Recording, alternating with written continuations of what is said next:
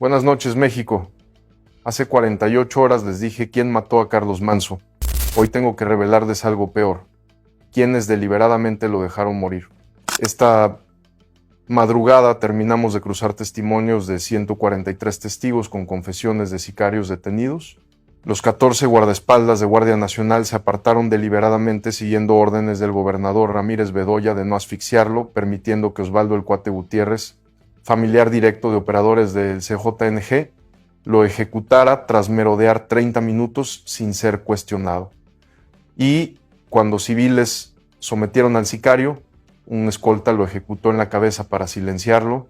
Cuando tienes 14 guardaespaldas y ninguno te salva, alguien muy arriba dio orden de no salvarte. Osvaldo el Cuate Gutiérrez es originario de Apatzingán, mismo municipio donde 11 días antes ejecutaron a Bernardo Bravo, otro alcalde que combatía extorsión del CJNG. Pero lo explosivo es su conexión.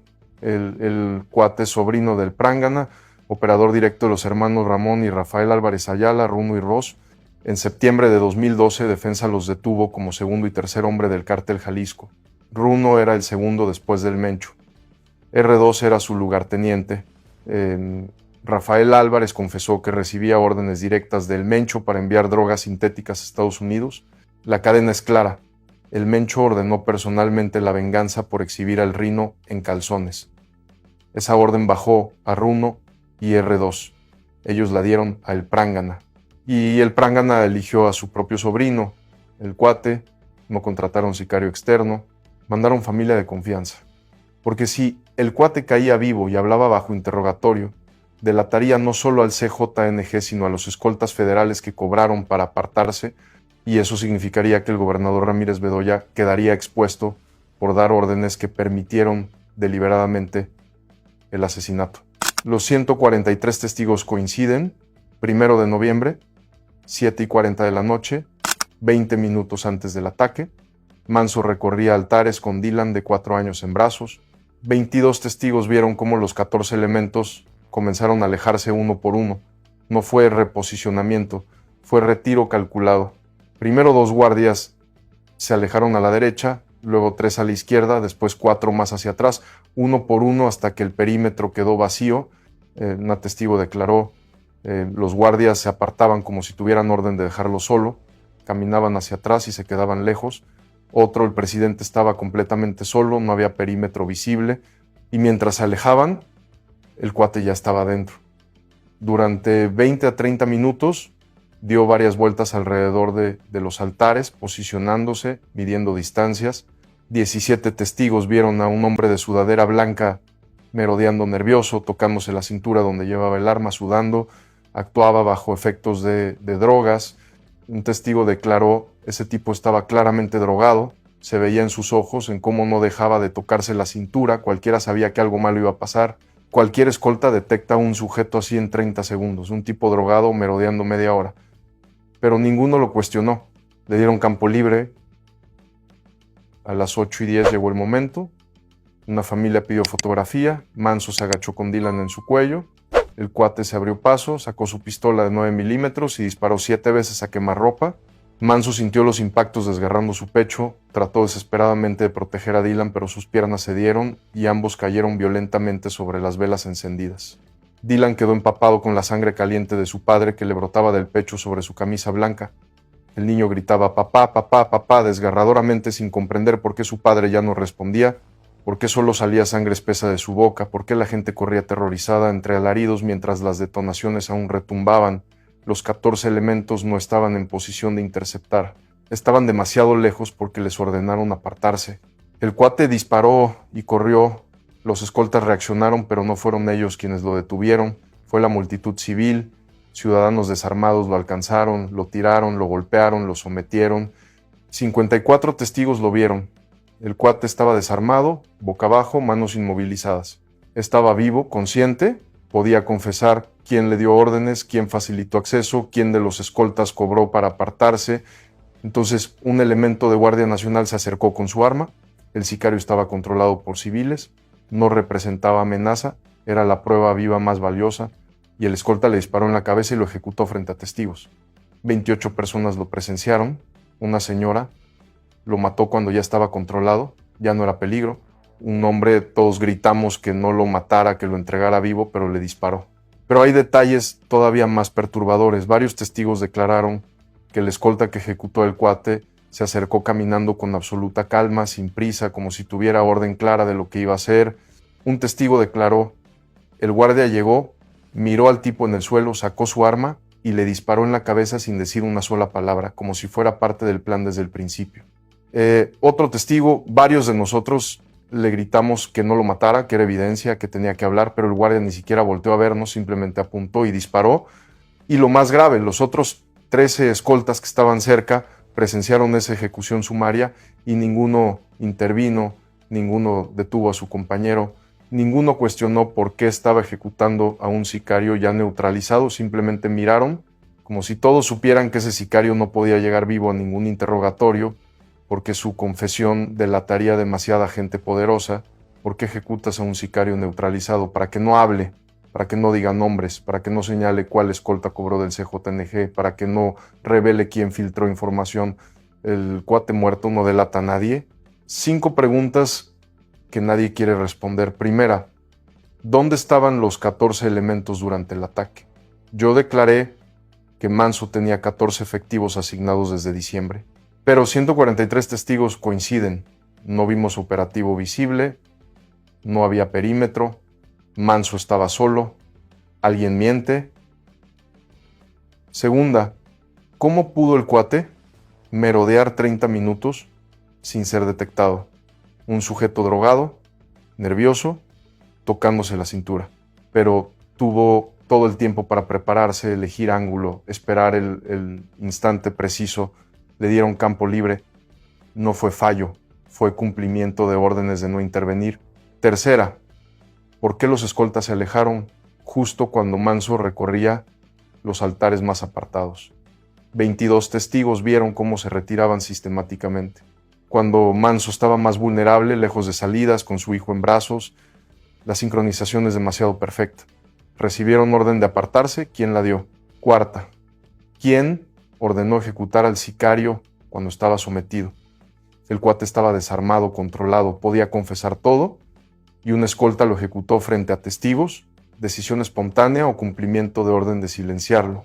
Quinta, los 35,000 pesos detectados en depósitos eran solo para información. 20,000 3 días antes, 15,000 al día siguiente en cuentas de personas con acceso a la agenda. Pero eso era solo pago por filtrar horarios. La pregunta real es: ¿cuánto pagó el CJNG a los escoltas federales que se apartaron? ¿Y cuánto de ese dinero llegó hasta el escritorio del gobernador Ramírez Bedoya?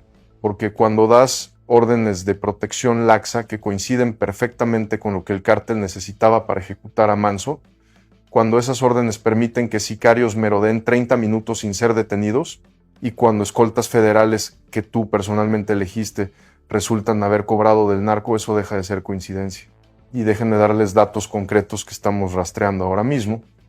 Un escolta de los 14 asignados a Manso ganaba oficialmente 15,000 pesos mensuales.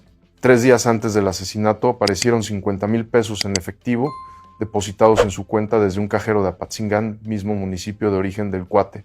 Otro escolta ganaba 17,000 mensuales. 2 días antes del ataque recibió una transferencia de 75,000 pesos desde una cuenta registrada en Guadalajara que ya identificamos como lavado de dinero del CJNG. Ya tenemos los videos de los cajeros, ya identificamos a las personas que hicieron esos depósitos y estamos rastreando si esas mismas redes de lavado tienen vínculos con cuentas del gabinete de seguridad del gobierno estatal de Michoacán. Porque cuando un escolta federal gana 15,000 al mes y de repente tiene 100,000 en su cuenta justo antes de que su protegido sea ejecutado mientras él miraba hacia otro lado, eso no es ahorro, eso es pago por traición. La explicación, ¿no? Traición coordinada desde Guardia Nacional y alguien en el gobierno estatal dio órdenes superiores que le hicieron posible, ¿no? Alfredo Ramírez Bedoya, gobernador de Michoacán. Semanas antes del asesinato circuló un video. El gobernador se acerca a Manso en evento público. Lo abraza sonriendo. ¿Qué pasó, presidente? ¿Cómo has estado? Manso: serio. Aquí andamos. Ramírez Bedoya: oye, ¿y cuántos has abatido últimamente? Manso incómodo: pues varios ya. El gobernador insiste riéndose. No, pero en serio, ¿a cuántos has abatido tú personalmente? Manso, hemos intervenido en coordinación con el ejército, todo institucional. Ramírez Bedoya se ríe. Ay, no, presidente, cosa seria, ¿eh? Manso molesto. Claro que es cosa seria. Por supuesto que es muy seria. Ese video es evidencia de menosprecio. Mientras Ramírez Bedoya preguntaba sonriente cuántos había abatido como si discutiera fútbol, Manso recibía amenazas reales del CJNG como venganza por exhibir al Rino. Mientras el gobernador minimizaba con risas, el alcalde pedía refuerzos porque sabía que el cártel iba a matarlo. Pero hay algo más grave. Fuentes dentro de Guardia Nacional confirmaron. Ramírez Bedoya coordinó personalmente la asignación de los 14 elementos que protegerían a Manso.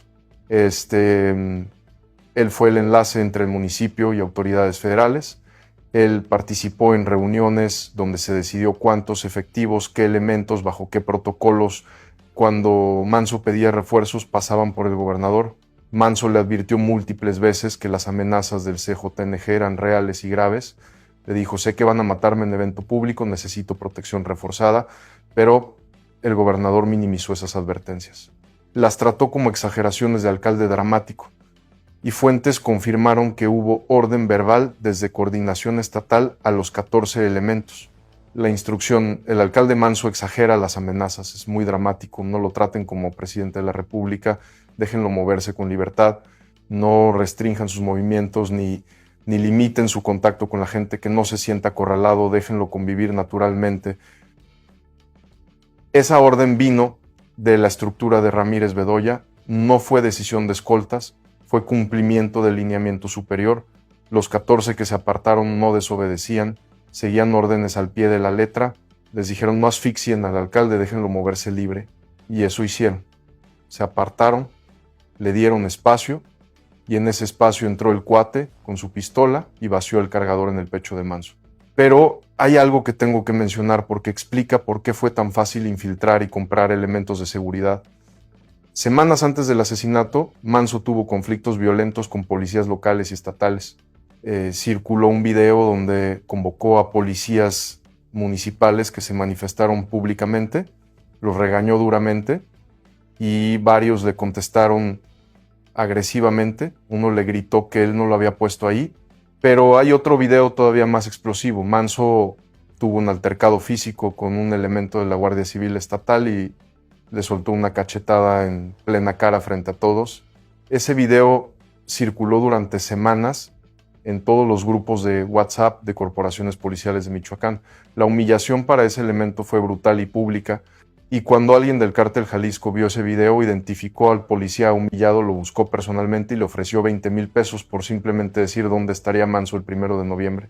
Cuando hay elementos resentidos, públicamente humillados, con deudas, el crimen organizado no necesita convencer demasiado, solo necesita encontrar uno traidor, y con ese único traidor consiguieron la información crítica que después se convirtió en 7 disparos mortales, pero esos conflictos eran con policías locales y estatales.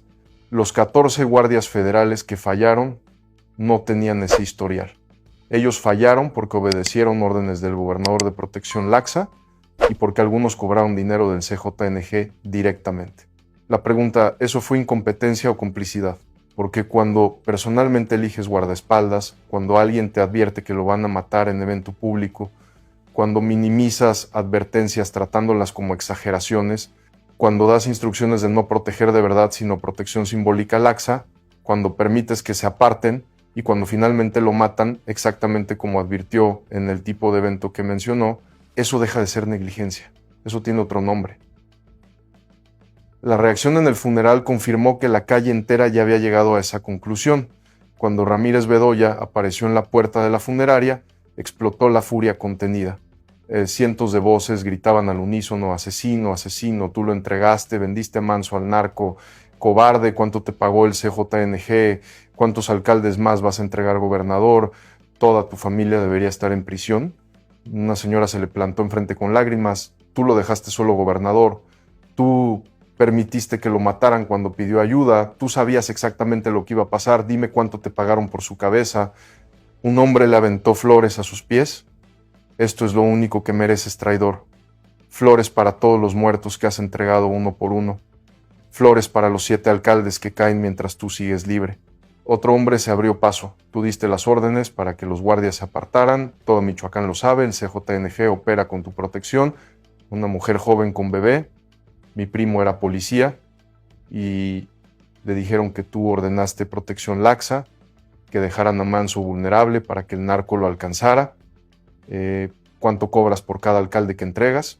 Ramírez Bedoya tuvo que casi correr hacia su camioneta blindada rodeado por 20 escoltas armados mientras cientos lo insultaban. Lo expulsaron del funeral acusándolo de complicidad con el CING. Y Manso no fue el primer alcalde asesinado bajo Ramírez Bedoya, fue el séptimo en menos de 3 años. Enrique Velázquez de Aguililla, muerto con tortura. César Valencia, también de Aguililla, emboscado en su camioneta. Guillermo Torres de Churumuco, ejecutado en Taquería de Morelia. Yolanda Sánchez de Cotija, secuestrada y asesinada. Marta Laura Mendoza de Tepalcatepec, atacada en su casa. Salvador Bastida de Tacámbaro, asesinado con su escolta. Y ahora Manso con su hijo en brazos.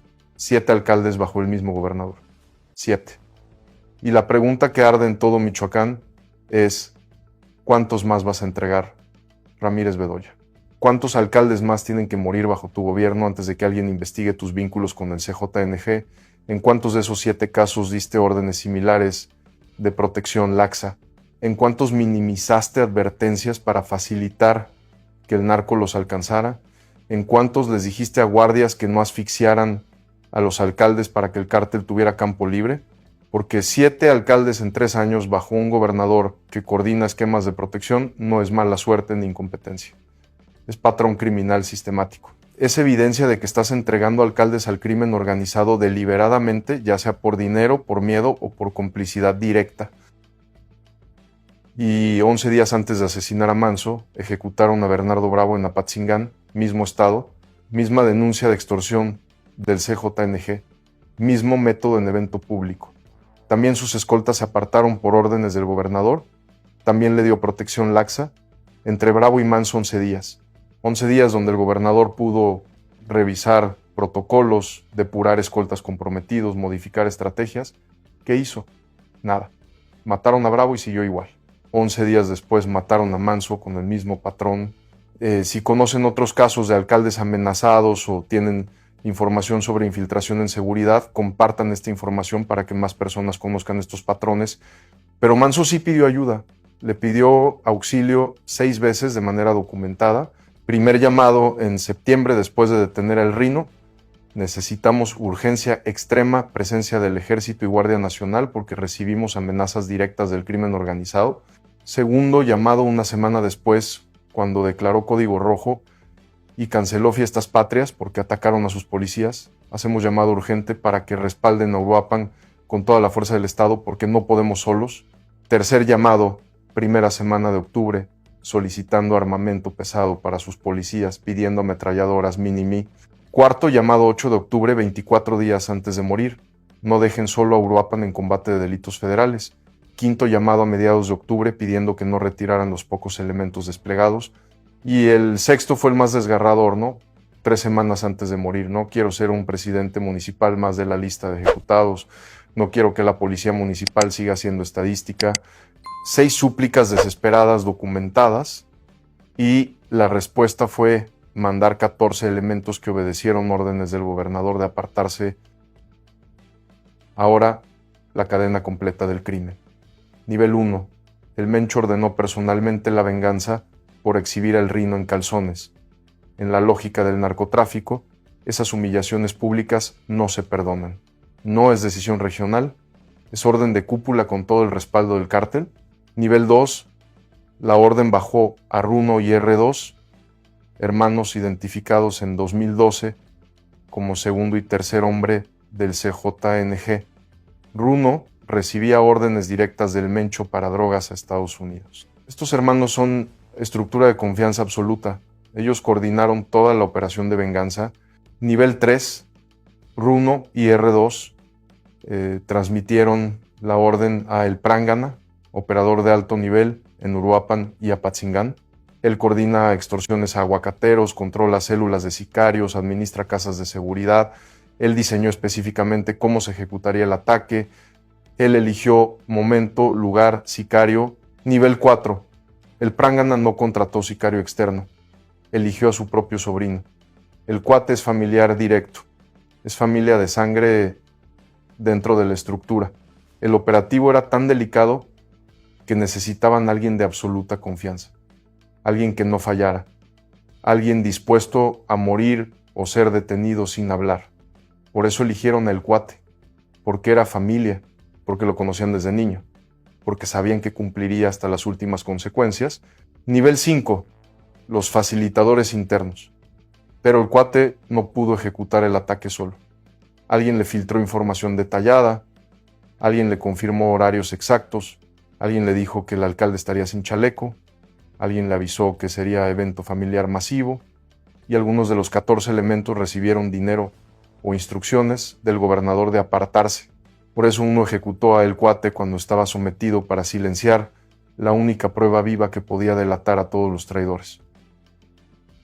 Los números del crimen: 50,000 pesos a los 3 sicarios del operativo, 35,000 adicionales a filtradores que dieron ubicación exacta, 20,000 3 días antes y 15,000 al día siguiente. Ya rastreamos esos movimientos, ya identificamos a las personas, pero falta lo más importante: ¿cuánto más pagaron escoltas que se apartaron? ¿Cuántos de los 14 cobraron 50,000 por cabeza, 100,000, 200,000? Para el CJNG, que extorsiona decenas de millones mensuales en aguacate, comprar guardaespaldas federales son centavos insignificantes. Y eso explica por qué un escolta ejecutó al sicario, para protegerse. Porque si el cuate confesaba nombres bajo interrogatorio, todos los guardias comprometidos caerían detenidos por complicidad en homicidio calificado. Y hay otro elemento: la pistola de 9 milímetros que usó el cuate no era nueva. Ya tenía historial criminal en operaciones del CJNG. El 17 de septiembre, esa pistola ejecutó a 2 personas apodadas Homie y Águila en Calzoncín. En octubre apareció en operativo de Huertas, donde hubo enfrentamiento. El 1 de noviembre mató a Manso, misma arma en 3 operativos del cártel. Eso confirma que no fue ataque improvisado. Fue venganza planificada desde agosto, desde que Manso exhibió a El Rino. En 48 horas vamos por todos. Ya identificamos al cuate y su red familiar. Ya sabemos quiénes son el Prangana, R1 y R2. Ya tenemos a los 2 sicarios cómplices confesando. También vamos por traidores internos. Ya identificamos al elemento que recibió 20,000 3 días antes. Ya tenemos al otro que recibió 15,000. Ya sabemos quién mandó el mensaje 2 horas antes confirmando que Manso iba sin chaleco y con su hijo. Y sabemos cuáles escoltas de Guardia Nacional cobraron para apartarse. Ya rastreamos transferencias sospechosas. Ya identificamos depósitos sin justificación. Ya tenemos videos de cajeros donde los hicieron. En 48 horas caen por complicidad en homicidio calificado. Van a enfrentar los mismos cargos que si hubieran jalado el gatillo. Porque filtrar información al cártel, cobrar dinero para apartarse cuando atacan y ejecutar al sicario para silenciarlo no son fallos de protocolo. Son actos criminales que facilitan homicidio y se castigan igual que apretar el gatillo. Ya identifiqué completamente a Osvaldo el Cuate Gutiérrez y su red. Ya sé quiénes son el Prangana, R1 y R2 y cómo operan. Ya sé cuáles escoltas cobraron para apartarse. Ya sé quién dio orden de ejecutar al sicario. Ya sé que el gobernador Ramírez Bedoya dio instrucciones verbales de protección laxa que permitieron todo. Ya sé cuánto pagó el CJNG por cada traidor. Y en 48 horas caen todos: el operador, los escoltas traidores, los que filtraron, los que cobraron, todos. Porque esto no fue fallo de seguridad, esto fue entrega coordinada. Y las entregas se castigan como complicidad en homicidio. Pero hay una pregunta que me quita el sueño. ¿El gobernador Ramírez Bedoya dio esa orden de protección laxa por simple incompetencia o sabía exactamente lo que iba a pasar? ¿O hay algo todavía más oscuro? Tiene vínculos directos con el CJNG, le pagan por entregar alcaldes, por eso 7 han caído bajo su gobierno. Porque cuando le dices a 14 guardaespaldas que no protejan de verdad a un hombre que sabe que lo van a matar, cuando esas órdenes coinciden perfectamente con lo que el cártel necesitaba, cuando escoltas que tú elegiste resultan haber cobrado del narco, cuando tu estado tiene 7 alcaldes ejecutados en 3 años y cuando lo matan exactamente como advirtió, eso deja de ser negligencia, eso es complicidad criminal. Eso es entregar deliberadamente autoridades al crimen organizado. Y la única pregunta que queda es, ¿lo haces por dinero, por miedo o porque directamente trabajas para ellos? Dylan, ese niño de 4 años con la camisa empapada de sangre de su papá, va a saber toda la verdad. Vas a ver que el cuate jaló el gatillo, vas a ver que escoltas cobraron para apartarse, vas a ver que el gobernador dio órdenes de no proteger de verdad, y vas a ver que su papá murió no porque el CJNG fuera más fuerte, sino porque quienes juraron protegerlo lo traicionaron mientras cobraban del narco o seguían órdenes criminales del gobernador. 50,000 pesos costó comprar a los sicarios, 35,000 costó comprar la información, cuánto costó comprar a los guardaespaldas que se apartaron, cuánto costó la orden del gobernador que los hizo apartarse. Esas preguntas vamos a responder, porque los traidores no solo visten sudadera blanca y disparan 9 milímetros, también visten uniforme de Guardia Nacional y obedecen órdenes de gobernadores, y todos van a pagar